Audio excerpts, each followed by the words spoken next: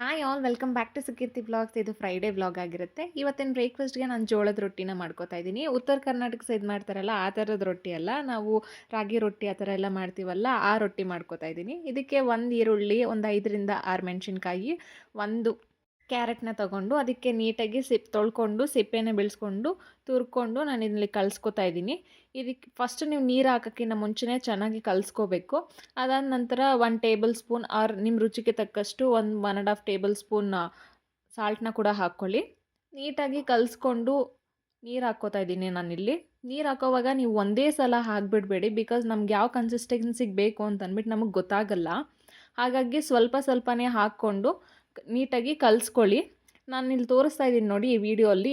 ಆ ಕನ್ಸಿಸ್ಟೆನ್ಸಿಗೆ ಬರೋವರೆಗೂ ನೀವು ಚಪಾತಿ ಹಿಟ್ಟನ್ನ ಕಳಿಸ್ತೀರಲ್ವ, ಆ ಕನ್ಸಿಸ್ಟೆನ್ಸಿಗಿಂತ ಇನ್ನು ಸ್ವಲ್ಪ ಮೆತ್ತಗೆ ಕಲಿಸ್ಕೊಂಡ್ರೆ ನೀಟಾಗಿ ಬರುತ್ತೆ. ಆ್ಯಂಡ್ ಬಟರ್ ಪೇಪರ್ನ ತೊಗೊಂಡಿದ್ದೀನಿ ನಾನಿಲ್ಲಿ. ನೀವು ಬಟರ್ ಪೇಪರ್ ಮೇಲೆ ಮಾಡ್ಕೊಳ್ಳೋದಾದರೆ ನಿಮ್ಗೆ ತುಂಬ ಈಸಿ ಆಗುತ್ತೆ. ಯಾಕಂತಂದರೆ ಇದು ಪ್ಲಾಸ್ಟಿಕ್ ಫ್ರೀ.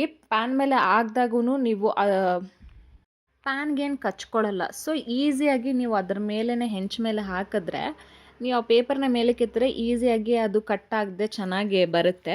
ನೀವು ಇದನ್ನು ಅಮೆಝಾನಲ್ಲಿ ಅಥವಾ ಫ್ಲಿಪ್ಕಾರ್ಟಲ್ಲಿ ಆರ್ಡರ್ ಮಾಡ್ಕೊಂಡು ಸರ್ಚ್ ಮಾಡಿದ್ರೆ ಬಟರ್ ಪೇಪರ್ ಅಂತ ತೊಗೋಬೋದು. ನನಗೆ 20 ಮೀಟರ್ಸು 200 ರುಪೀಸು ಅಥವಾ 199 ಬಿತ್ತು. ಈಸಿಯಾಗಿ ಮಾಡ್ಕೊಳ್ಳೋಕೆ ತುಂಬ ಈಸಿ ಇರುತ್ತೆ.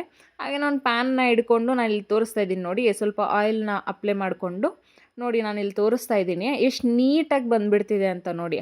ಅದೇ ನಾವು ಕೈಯಿಂದ ಹಾಕಬೇಕಾದ್ರೆ ಅದು ಕಟ್ಟಾಗೋದು, ಅಥವಾ ನಾವು ಮೊದಲನೇ ಸಲ ಮಾಡ್ತಿದ್ದೀವಿ ಅಂತಂದರೆ ಅದು ಕಟ್ಟಾಗೋಗೋದು ಅಥವಾ ಸರಿಯಾಗಿ ಬರದೇ ಇರೋದು, ತಟ್ಕೊಳ್ಳೋಕ್ಕೂ ತುಂಬ ಈಸಿ ಆಗುತ್ತೆ. ಹಾಗೆ ಪ್ಯಾನ್ ಮೇಲೆ ಹಾಕೋಕ್ಕೂ ಕೂಡ ತುಂಬ ಈಸಿ ಆಗುತ್ತೆ.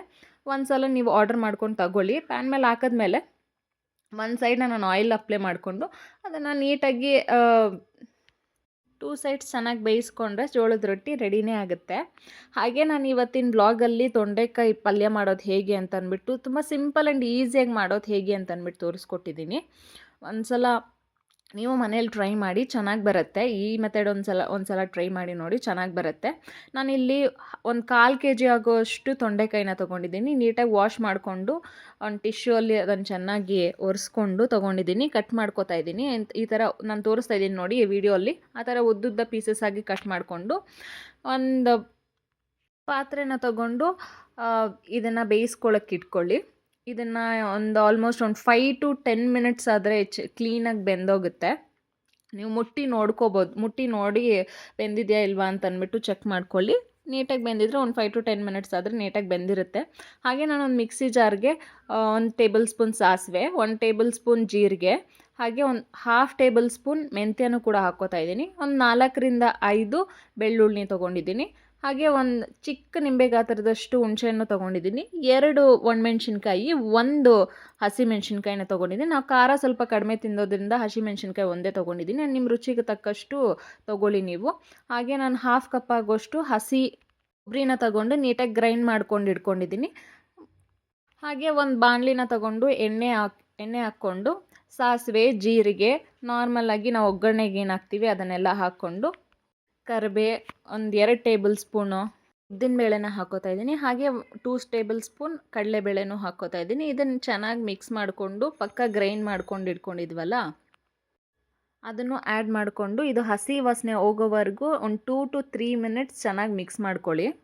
ಯಾಕಂತಂದರೆ ನೀವು ಗ್ರೈಂಡ್ ಮಾಡ್ಕೊಳ್ಳೋಕ್ಕೆ ಮೆಂತ್ಯನೂ ಹಾಕ್ಕೊಂಡಿರ್ತೀವಲ್ಲ, ನೀಟಾಗಿ ಮಿಕ್ಸ್ ಮಾಡಿಕೊಂಡು ಹಸಿ ವಾಸನೆ ಹೋಗೋವರೆಗೂ ನಾವು ಮಿಕ್ಸ್ ಮಾಡ್ಕೊಳ್ಳಿಲ್ಲ ಅಂತಂದರೆ ಕಹಿ ಬರೋ ಚಾನ್ಸಸ್ ಇರುತ್ತೆ. ಅದಕ್ಕಾಗಿ ಹಸಿ ವಾಸನೆ ಹೋಗೋವರೆಗೂ ಒಂದು 2 to 3 ಮಿನಿಟ್ಸ್ ಚೆನ್ನಾಗಿ ಮಿಕ್ಸ್ ಮಾಡ್ಕೊಳ್ಳಿ. ಹಾಗೆ ನಾವು ಪಕ್ಕ ಬೇಯಿಸ್ಕೊಳ್ಳೋಕೆ ಇಟ್ಟಿದ್ವಲ್ಲ ತೊಂಡೆಕಾಯಿನ, ಅದನ್ನು ಆ್ಯಡ್ ಮಾಡ್ಕೋತಾ ಇದ್ದೀನಿ. ಇದನ್ನು ನೀಟಾಗಿ ಆ್ಯಡ್ ಮಾಡಿಕೊಂಡು ಒಂದು 1.5 ಟೇಬಲ್ ಸ್ಪೂನ್ ಸಾಲ್ಟ್ನ ಆ್ಯಡ್ ಮಾಡ್ಕೋತಾ ಇದ್ದೀನಿ. ನೀಟಾಗಿ ಕಲಿಸ್ಕೊಳ್ಳಿ.